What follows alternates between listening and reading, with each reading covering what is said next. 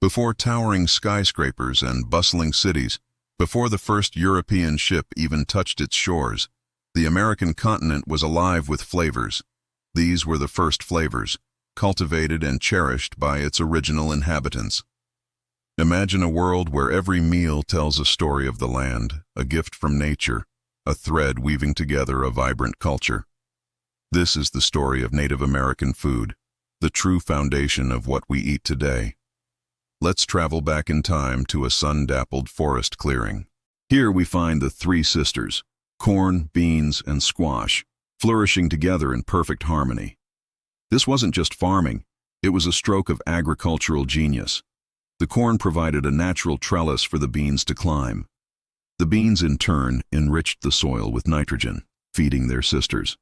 And the squash, with its broad, shady leaves, kept the ground moist and weed-free. This brilliant partnership sustained communities for centuries. But the bounty didn't stop there. From the salmon-rich rivers of the Pacific Northwest to the wild rice marshes of the Great Lakes and the sun-baked deserts of the Southwest, Native peoples adapted with incredible ingenuity. Each region, each tribe, contributed its own unique ingredients and techniques, creating a cuisine as diverse and magnificent as the land itself. How do you survive a harsh winter when fresh food is scarce? The answer lies in mastery of preservation. Step into a smoky lodge, where the air is thick with the scent of drying venison and fish hanging from the rafters. Smoking and drying were essential skills, transforming the fleeting abundance of summer into staples that could last for months. One of the most brilliant inventions was pemmican, a high-energy powerhouse made from dried meat, rendered fat, and wild berries. It was the original energy bar, perfect for long journeys and lean times. And then there's the rhythmic, meditative sound of stone grinding against stone. This was the sound of life, of maize being transformed into fine meal for cornbread, hearty porridge, and hominy. These weren't just simple foods. They were deeply woven into the daily rituals and celebrations of life, nourishing both body and spirit. The wild was a generous provider. Imagine the thrill of a successful hunt, bringing home deer, bison, or turkey to feed the community. Picture the satisfaction of gathering sweet, juicy berries under the warm spring sun. Native Americans were expert hunters, fishers, and foragers. They fished salmon and trout from rushing rivers, hunted rabbits and waterfowl, and gathered a vast array of nuts, seeds, roots, and greens. Each region had its specialties.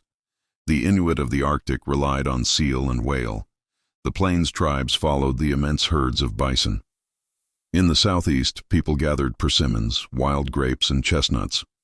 Every single meal was a direct reflection of the season and the place, a true testament to their resourcefulness and deep connection to the earth. Now envision a great communal feast. Laughter fills the air as stories are shared and food is passed from hand to hand. For Native Americans, food was never just about survival. It was the very heart of their spiritual and social worlds. Harvests, hunts, and fishing trips were all marked by rituals of gratitude, of giving thanks to the spirits of the land. Dishes like succotash, a beautiful medley of the three sisters, were more than just a meal. They symbolized harmony and cooperation.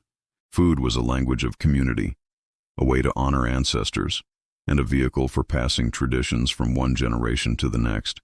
Even today, these ancient customs live on in powwows, ceremonies, and daily meals, keeping the flame of culture burning bright. So, what might you find simmering over a fire? Let's talk recipes. Succotash, perhaps the most famous dish, beautifully combined corn, beans, and squash into a single, delicious and nourishing meal. You'd also find hominy, made from corn kernels treated with alkali, which unlocked their full nutritional potential. There were hearty stews made with roasted game, rich fish chowders, and sweet puddings made from wild berries. Wild rice, with its nutty, earthy flavor, might be cooked with nuts and cranberries in clay pots. In the Northeast, the sweet sap of maple trees was boiled down into syrup and sugar candies, a cherished treat. And in regions like California, acorns were painstakingly leached of their bitter tannins and ground into flour to bake dense, hearty bread. Each dish was a celebration of the land's gifts, a showcase of creativity and adaptability. The story of Native American food is also one of incredible resilience. Colonization brought immense upheaval, displacement from ancestral lands, and the tragic loss of traditional food sources. Yet, through it all, the foodways endured. They adapted. New ingredients introduced by settlers like wheat flour, beef, and pork were incorporated into traditional recipes. Fry bread, for example, was born out of necessity from government-issued rations of flour, sugar, and lard. But what began as a symbol of hardship was transformed into a powerful emblem of survival, resilience, and cultural pride. Today, a powerful movement is underway. Native communities are reclaiming their food sovereignty, reviving heirloom seeds, planting traditional gardens, and teaching the younger generations the old ways of hunting, gathering, and cooking. This isn't just about food, it's about healing, reclaiming identity, and building a stronger future. Think about the last holiday meal you enjoyed. Was there turkey on the table? Cranberry sauce? Pumpkin pie? What about corn on the cob, potatoes, tomatoes, or beans? If you've eaten any of these, you've tasted the direct legacy of Native American food. These staples of modern American cuisine were first cultivated by indigenous farmers. Even cherished traditions like Thanksgiving are rooted in native customs of harvest festivals and giving thanks. Our methods of cooking, too, owe a great debt to indigenous innovation. Barbecuing, smoking meats, and pit roasting are all techniques perfected over centuries by the continent's first peoples. Their culinary wisdom is an invisible thread that runs through everything we eat, cook, and celebrate today. And the story isn't over. A delicious renaissance is happening right now. Across the country, native chefs and food advocates are bringing ancient flavors to the modern table.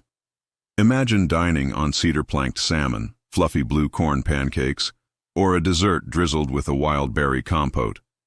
They are reintroducing us to incredible ingredients like earthy tepary beans, citrusy sumac, and rich, lean bison. This movement celebrates the enduring gifts of the land and the brilliant traditions that cared for it.